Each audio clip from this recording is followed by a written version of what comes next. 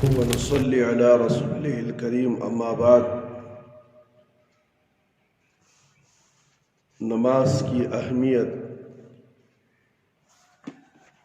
میرے بھائی میرے دوست، سورۃ العمران آیت نمبر 11 میں اللہ رب العالمین فرماتے ہیں، تم بہترین امت ہو جو لوگوں کے لیے پیدا کی گئی ہے، تم نیک باتوں کا حکم کرتے ہو اور بری باتوں سے روکتے ہو اور اللہ تعالیٰ پر ایمان رکھتے ہو۔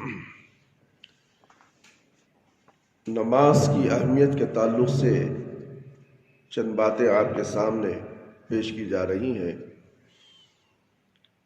بغور سنیں اور اس کو ایک دوسرے تک پھیلانے کی کوشش کریں، پہنچانے کی کوشش کریں، تاکہ اس کا اجر عظیم آپ کو اس دنیا میں ملے اور آخرت میں بھی ملے، اس لیے کہ نماز دین کا ستون ہے، اور نماز کے اندر کے جو احکام ہیں اسے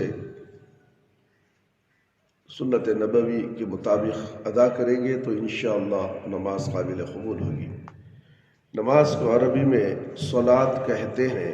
صلاۃ کا لغوی معنی دعا ہے، چنانچہ نماز دعا پر مشتمل ہے، اس لیے تقریباً پوری عبادت کو صلاح سے تعبیر کیا گیا ہے۔ صلاۃ کا دوسرا لغوی معنی تعظیم ہے، چونکہ اس عبادت سے اللہ کی تعظیم مقصود ہوتی ہے، اس لیے اس عبادت کو صلاۃ کے نام سے موسوم کر دیا گیا ہے۔ نہایہ 3، یہ عبادت معراج کی رات ہجرت سے قبل فرض ہوئی۔ معراج سے پہلے صرف 2 وقت کی نمازیں فرض تھیں، ایک سورج نکل سے پہلے، دوسری سورج غروب ہونے سے پہلے۔ کلمہ توحید کے بعد نماز اسلام کا سب سے اہم فریضہ اور اسلام کی بنیاد جن 5 چیزوں پر رکھی گئی ہے اس کا دوسرا ستون نماز ہے۔ نماز اسلام اور کفر کے درمیان قطع امتیاز، اگر آدمی نماز پڑھتا ہے تو یہ اس کے ایمان اور اسلام کی پہچان ہے، اور اگر نماز نہیں پڑھتا تو سمجھنا چاہیے کہ وہ مسلمان نہیں ہے۔ قرآن پاک میں اللہ تعالیٰ ارشاد فرماتے ہیں، وَأَقِیمُوا الصَّلَاةَ وَلَا تَكُونُوا مِنَ الْمُشْرِكِينَ، آیت نمبر 30 پر 1، یعنی نماز قائم کرو اور مشرکین میں نہ ہو جاؤ۔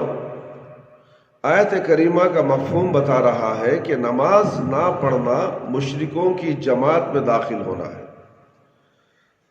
سورہ نساء میں اللہ تعالیٰ نے منافقین کی پہچان یہ بتائی ہے کہ جب وہ نماز کے لیے اٹھتے ہیں تو بڑی سستی اور کاہلی کا مظاہرہ کرتے ہیں، اور لوگوں کو دکھانے کے لیے جیسے تیسے اٹھک بیٹھک کر لیتے ہیں۔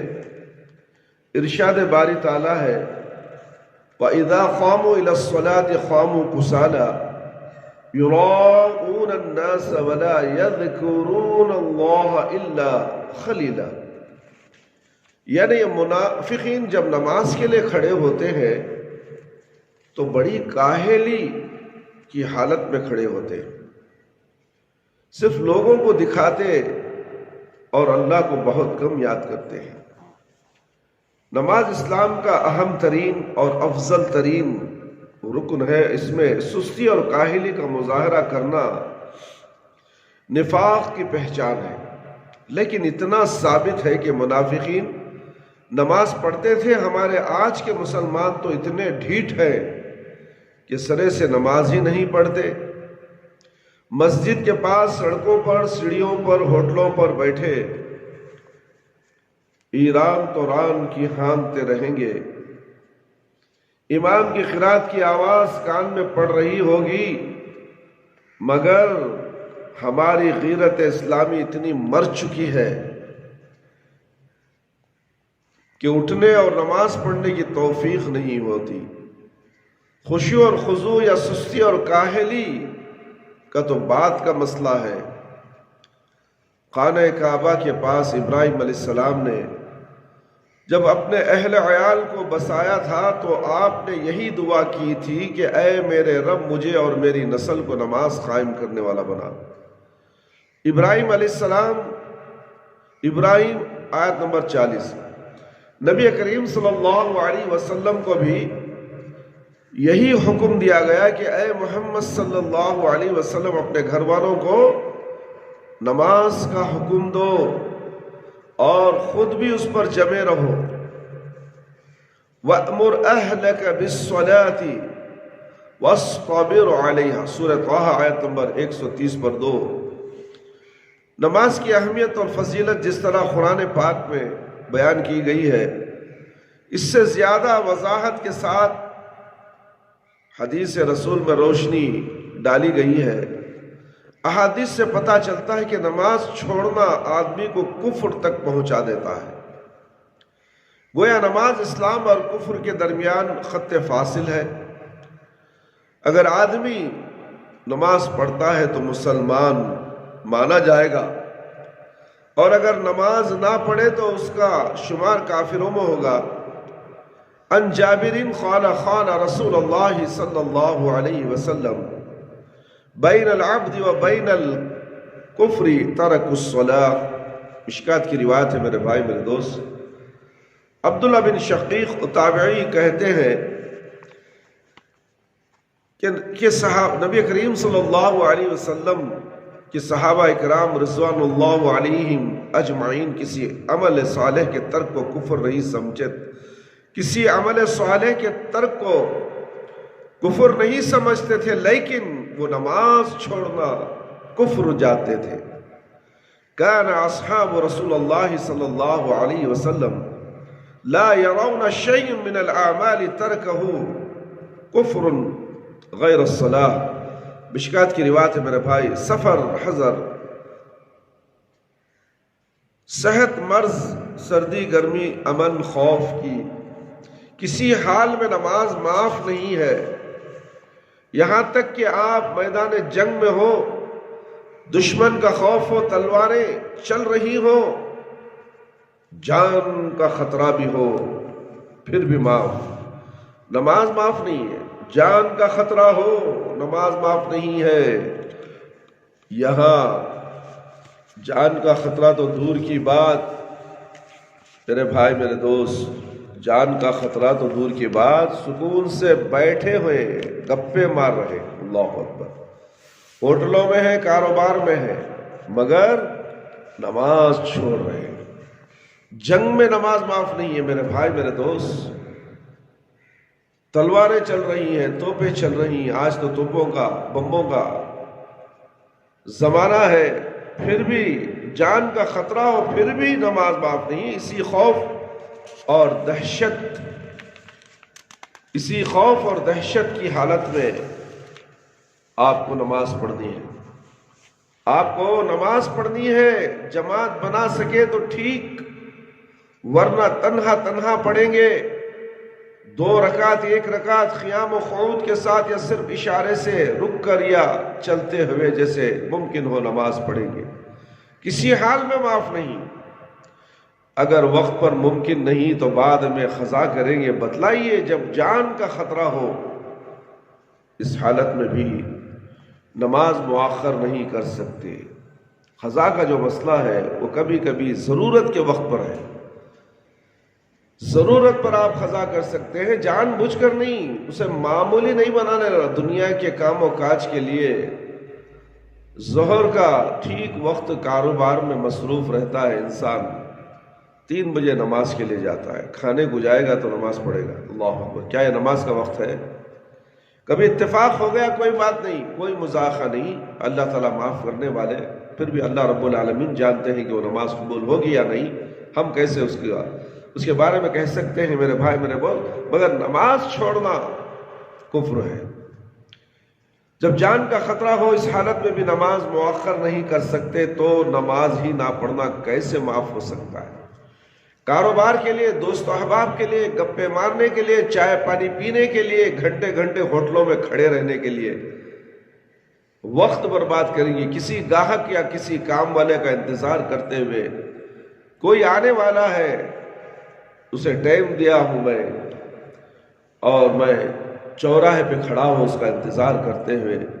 نماز کا وقت اس کی آنکھوں کے سامنے سے جا رہا ہے، پھر بھی اسے احساس نہیں ہو رہا ہے. کیا کسی کام کے لیے، کسی کے انتظار کرنے کے لیے نماز کو مؤخر کیا جا سکتا ہے؟ ہرگز نہیں میرے بھائی، میرے دوست. کبھی کبھی اتفاق سے ہو جائے اللہ رب العالمین معاف کر دیں گے، مگر جان بوجھ کر کرنا ہرگز نہیں ہو سکتا. قرآن و حدیث کی انہی تصریحات کی بنا پر امام احمد بن حنبل رحمت اللہ علیہ اور دیگر علماء امت کا فتویٰ ہے کہ اگر کوئی مسلمان قصداً ہی نماز ترک کرتے ہیں، نماز نہ پڑھتے، تو اسلام سے خارج ہو جاتا ہے. اللہ اکبر. جان بوجھ کر نماز چھوڑنے والا اسلام سے خارج ہو جاتا ہے، جبکہ آج کے ہمارے بے نمازی مسلمان قصداً ہی نماز ترک کرتے ہیں. اللہ اکبر. نبی کریم صلی اللہ علیہ وسلم فرماتے ہیں قرۃ عینی فی الصلاۃ، یعنی میری آنکھ کی ٹھنڈک نماز میں ہے، میری آنکھ کی ٹھنڈک نماز میں ہے. آپ صلی اللہ علیہ وسلم کا معمول تھا کہ جب آپ کو کوئی پریشانی لاحق ہوتی تو آپ مسجد میں تشریف لے جاتے اور نماز و دعا کے ذریعے آپ کو سکون ہوتا. کسوف، خسوف، قحط، آندھی، طوفان، باد و باران، دشمن کا خوف، دہشت کا وقت ہوتا تو توبہ، استغفار اور نماز و دعا سے آپ کو سکون ملتا. اس افضل ترین اور عظیم ترین عبادت سے بے اعتنائی اور کاہلی میں آج مسلمان کی کثرت مبتلا ہے. اکا دکا ہی نماز پڑھنے والے شاید 1000 میں 2 آدمی نماز پڑھنے والے، 100 میں نہیں میرے بھائی. اسی لیے کہا گیا کہ 1000 میں 1 جنت میں جانے والا ہے، 990 پر 9 جہنم میں جانے والے ہیں. اس بات کو اچھی طرح یاد رکھ لو. صحابہ اکرام رضی اللہ عنہم کے معاشرے میں ترک نماز کا تصور ہی نہیں تھا. وہ تو نماز کا اتنا اہتمام کرتے تھے کہ نماز کا وقت ہوا، اگر پانی نہیں ہے تو تیمم کر کے نماز اپنے وقت پر پڑھ لیتے تھے. لیکن اول وقت کی فضیلت ضائع نہیں ہونے دیتے. عبداللہ بن عمر رضی اللہ عنہما کا عمل اسی پر تھا. اور ہمارا حال یہ ہے کہ فجر، ظہر، عصر کی نماز کو آخر وقت میں پڑھنا زیادہ ثواب کا بات سمجھتے ہیں. میرے بھائی، میرے دوست، فجر اور ظہر، عصر کو آخری وقت میں پڑھا جاتا ہے. اور چھوڑو دور کی بات، فجر کو نماز کو ہی اٹھنا پسند نہیں کر رہے. گھر میں سونا ایک فیشن بن گیا ہے، کام و کاج کا بہانہ بنانا ایک فیشن بن گیا ہے، روزی روٹی کمانا ایک فیشن بن گیا ہے، اور اس کے بہانے نماز کو چھوڑنا ایک فیشن ہے. بڑے ڈٹائی کے ساتھ کہتے ہیں کہ نہیں مولوی صاحب، رات کو 1 بجے تک کمپیوٹر میں چیٹنگ کر رہا تھا، کام و کاج میں مصروف تھا، رات کو 2 بجے سویا، فجر میں اٹھوں گا کیا؟ بولو آپ ہی بولو مولوی صاحب. اللہ اکبر. کیا پیار سے کہتا ہے یہ آدمی. نماز کو ضائع کر دیا دنیا کے کمانے کے لیے، اور کہتا ہے کہ کیسے اٹھوں مولوی صاحب. ارے بھائی، میرے دوست، چاہے آپ رات بھر کام کرتے رہو، نماز پڑھ کر ہی آپ کو پھر سونا پڑے گا. نماز آپ کے لیے معاف نہیں، کسی قیمت میں بھی معاف نہیں ہے، کسی قیمت میں معاف نہیں ہے. بیمار کو بھی معاف نہیں ہے میرے بھائی. بستر مرگ پر ہے، اشارے سے نماز پڑھنے کا حکم دیا گیا ہے. تیمم کرو، مٹھی پر ہاتھ لگاؤ، چہرے پر ہاتھ پھیرو، پھر نماز پڑھو.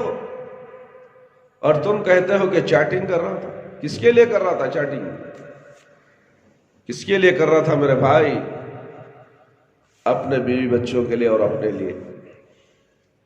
یہ تو فرض ہے، کام کرنا ہے، کمانا ہے، اپنے بیوی بچوں کے لیے حلال روزی کماؤ، وہ بھی نیکیوں میں شمار ہے، مگر اس کام کے لیے، اس نیکی کے لیے فرض نماز کو تم نہیں چھوڑ سکتے۔ یاد رکھو، یہ ہے سنت سے ہماری دوری، اور ہمارا فرض، ہمارا اعراض انا للہ و انا الیہ راجعون۔ ہم بہانے بناتے ہیں۔ کیسے بہانے بناتے میرے بھائی؟ ایک طرف تو ہمارا یہ حال ہے کہ نماز جو اللہ تعالیٰ اور بندے کے درمیان رابطہ کی کڑی ہے، کنیکشن ہے میرے بھائی، ملاقات ہے اللہ رب العالمین سے۔ کیا تم اللہ رب العالمین سے ملاقات کرنا نہیں چاہتے، رابطہ رکھنا نہیں چاہتے؟ ہر روز 5 مرتبہ اللہ سے رابطہ کرنے کا موقع اللہ خود دے رہا ہے، تو اللہ سے ملنے کے لیے آپ مسجد میں آنا نہیں چاہتے تو کل قیامت کے دن اللہ سے رابطہ کیسے ہوگا؟ کیا اللہ کو آپ دیکھ سکیں گے؟ کیا اللہ سے آپ بات کر سکیں گے؟ اللہ آپ سے بات بھی نہیں کریں گے، آپ کی صورت بھی نہیں دیکھیں گے قیامت کے دن، اگر نمازوں کو اسی طرح جان بوجھ کر چھوڑتے رہو گے، 5 وقتہ نماز نہیں پڑھو گے، اول وقت میں تکبیر تحریمہ کے ساتھ نماز نہیں ادا کرو گے، قیامت کے دن سوائے پچھتاوے کے کوئی دوسرا چارہ نہیں۔ بندے کے درمیان رابطے کی کڑی ہے، اسی کو ہم نے توڑ دیا، کنیکشن کٹ کر دیا، دعاؤں کا سلسلہ بند، عبادتیں قبول نہیں، اللہ اکبر۔ اور دوسری طرف اگر کسی طرح یہ کڑی باقی ہے تو اس کی روح نکال کر اسے مردہ کر دیا، اس کی روح نکال دی اور مردہ کر دیا۔ بھلا بتائیے اللہ کی رحمت ہم پر کیسے نازل ہوگی؟ کیسے پریشانیاں دور ہوں گے گھروں کے، انسانوں کے اور معاشرے کے، اور گھروں کے اندر کیسے رحمت آئے گی جو گھر نمازی ہی نہ ہو۔ فجر کی نماز بہت اہم ہے۔ اللہ رب العالمین پہلے آسمان پر آتے ہیں، کہتے ہیں کہ ہے کوئی مانگنے والا میں اسے عطا کروں، مانگو جو مانگنا ہے مانگو، حرام چھوڑ کر جائز چیزیں مانگو، اللہ رب العالمین دینے والے ہی، جنت الفردوس مانگو، دینے والے ہی، راستہ اس کا بتائیں گے۔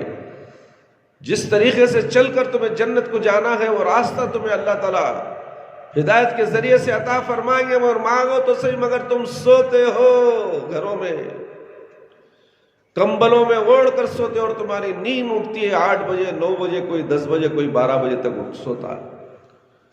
پھر کیسے نحوست نہیں وہ گھر؟ جس گھر میں نماز نہیں اس گھر کو آگ لگانے کا حکم دیا ہے، اور تم آگ میں سو رہے ہو۔ کیسے مسلمان ہو آپ؟ کیا آپ کو ڈر نہیں؟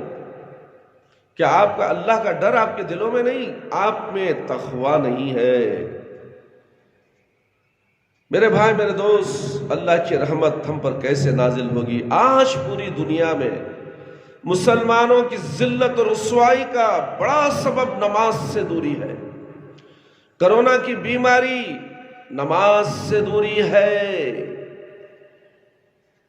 کرونا آیا، لوگ دھڑا دھڑ مرنے لگے، بیماری سامنے ہے، موجود ہے، ابھی حال میں بھی موجود ہے، کوئی اس کا دوسرا معاملہ بچنے کا راستہ ہی نظر نہیں آ رہا ہے، کوئی دوائیں تک نہیں ہے، دوائیں نہیں ہے، دعائیں تو ہیں، اللہ کا دربار تو ہے۔ اللہ تو کہتا ہے ساری دنیا کی زمین عبادت گاہ ہے، سجدہ گاہ ہے، نماز قائم کرو۔ مسجدوں کو تالا پڑ گیا، کیا ہوا؟ گھروں میں نماز بناؤ، مصلی بچھاؤ، نماز پڑھو، مگر دعا کرو اللہ سے۔ اب تو لاک ڈاؤن بھی ختم ہو گیا، مسجدیں کھولنے کا آرڈر بھی مل گیا، پھر بھی مصلیاں نہیں، مسجد خالی ویران کی وجہ، ڈر، خوف، کرونا آ جائے گا، کرونا پکڑ لے گا، ارے موت آ جائے گی، موت تو پکڑے گی ہی، چھوڑے گی نہیں میرے بھائی۔ تم کہیں بھی بچ جاؤ، کہیں بھی چھپ جاؤ، اچھے ہٹے کٹے رہو، کرونا ہی نہیں، آپ تندرست ہو مگر موت ضرور آئے گی، وقت پر آئے گی، ایک لمحہ نہ ادھر نہ ادھر، تو پھر کہاں چھپو گے، کہاں بھاگو گے؟ آپ گھر کے کسی کونے میں چھپ کر بیٹھ جاؤ، موت کا فرشتہ وہاں پہنچ جائے گا۔ زمین کے اندر گھس جاؤ، غاروں میں چلے جاؤ، پہاڑوں میں چلے جاؤ، بیابانوں میں چلے جاؤ، جنگلوں میں چلے جاؤ، موت سے بچ نہیں سکتے میرے بھائی۔ جب بچ نہیں سکتے تو وہ رب العالمین کی عبادت کرو، ایک رب العالمین کی عبادت کرو، ایک نبی صلی اللہ علیہ وسلم کی اطاعت اور فرما برداری کرو، کامیابی وہاں پر ہے۔ ہم نے اللہ سے اپنا رابطہ توڑ لیا تو اللہ نے بھی نظر عنایت پھیر لی۔ اللہ سارے مسلمانوں کو نیک توفیق عطا فرمائے، دین کی سمجھ عطا فرمائے، نماز پڑھنے کی توفیق عطا فرمائے۔ اللہ سے دعا کریں تو اللہ تعالیٰ تمہاری دعاؤں کو قبول فرمائے، تمہاری توبہ کو قبول فرمائے۔ کرو تو صحیح توبہ۔ اے اللہ، ہم اتنے دن تک نماز نہیں پڑھتے رہے، آج ہم نماز پڑھنا شروع کر دیے ہیں، ہمارے پچھلے گناہوں کو معاف کر دے یا رب العالمین۔ اللہ سے استغفار کرو، توبہ کرو، اللہ کو بہت پسند ہے۔